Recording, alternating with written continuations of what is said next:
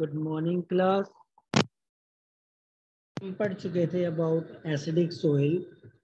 तो आज हम स्टार्ट करेंगे acid soil occurring in different climatic reason.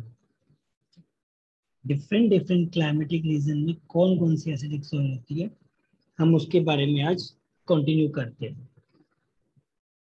So class, in temperate climate, जो टेम्परेट क्लाइमेट है उसके अंदर जो एसिडिक सोइल होती है that is podzol, brown podzol, grey brown podzol और brown forest soil and gray forest soil. These soils are present in the temperate region. ठीक है, जहाँ टेम्परेट क्लाइमेट होगा वहां पर ये सोइल प्रेजेंट होगी और उनके अंदर एसिडिक सोइल प्रेजेंट होगी। मीन्स उनका पीएच क्या होगा, लेस देन 7 होगा। pH is less than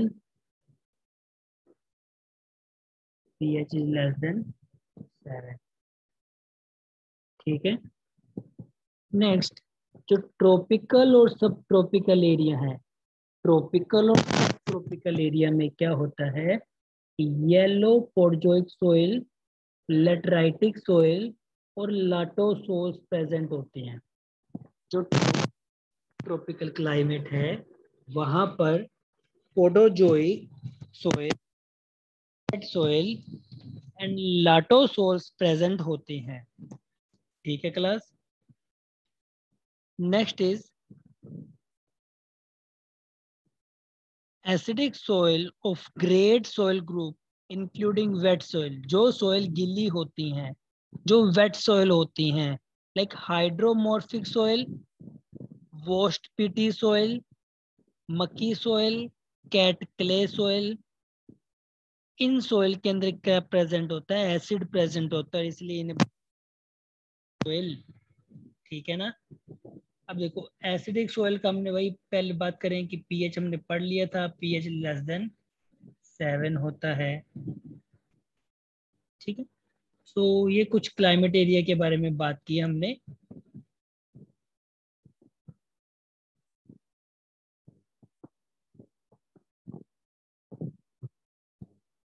next we move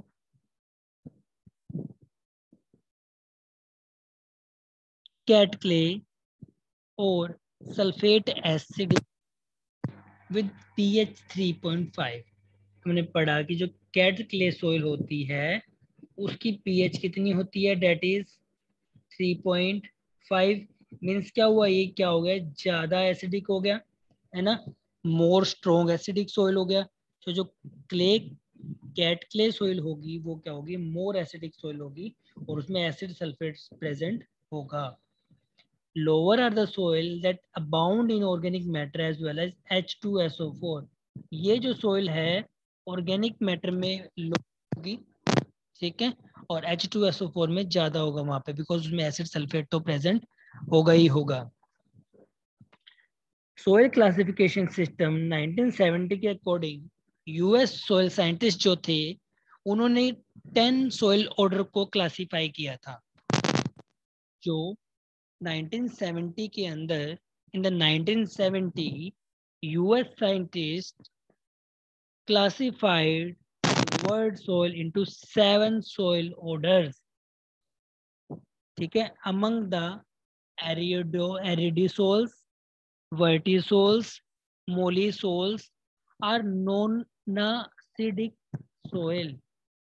जो वर्टी सोइल था, मोस्ट मोलिसोल्स था और एरिडिसोल्स था, वो क्या थे, नॉन एसिडिक सोइल थे। ठीक है, उसके रिमेनिंग जो 7 और ऑर्डर थे वो क्या थे, एसिडिक सोइल थे।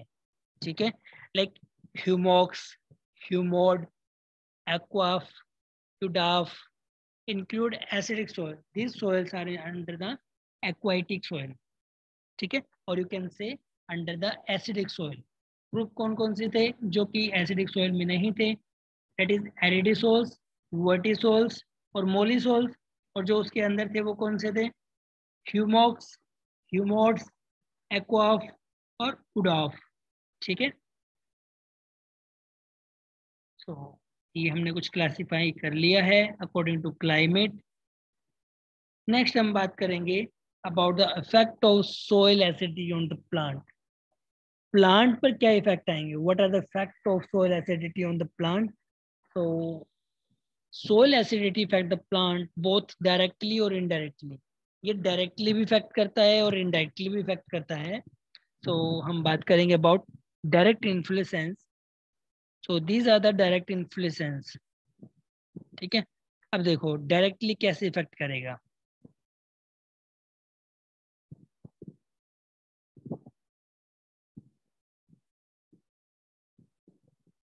टॉक्सिक इफेक्ट देगा ये। क्यों? बिकॉज उसके अंदर H पॉजिटिव आयन होते हैं। H पॉजिटिव आयन की क्या हो जाएगी कंसंट्रेशन, रूट टिश्यू पे इसकी कंसंट्रेशन क्या हो जाएगी, इंक्रीज हो जाएगी। किसकी?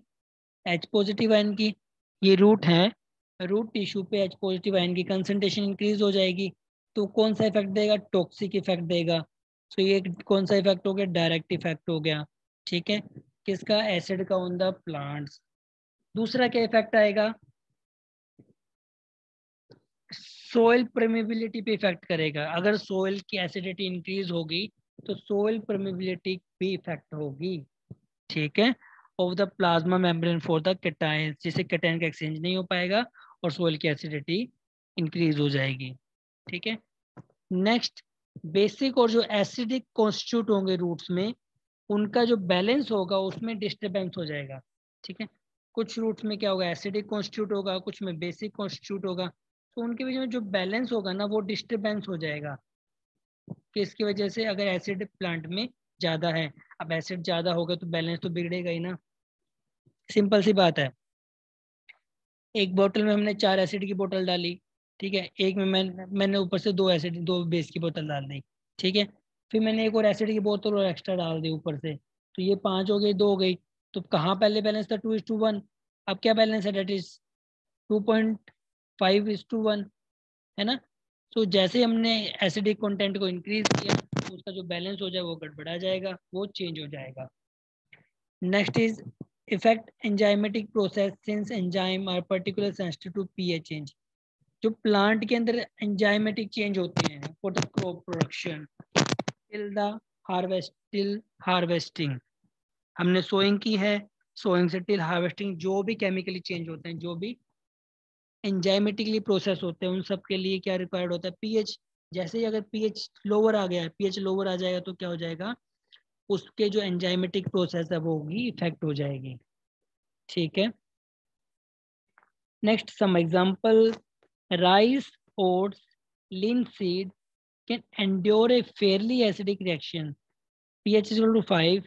देखो जो राइस, ओट और लिंसेड है ये इस pH तक काम कर सकते हैं, while जो barley, sugar beet, leucine can tolerate A Fairlie alkaline reaction.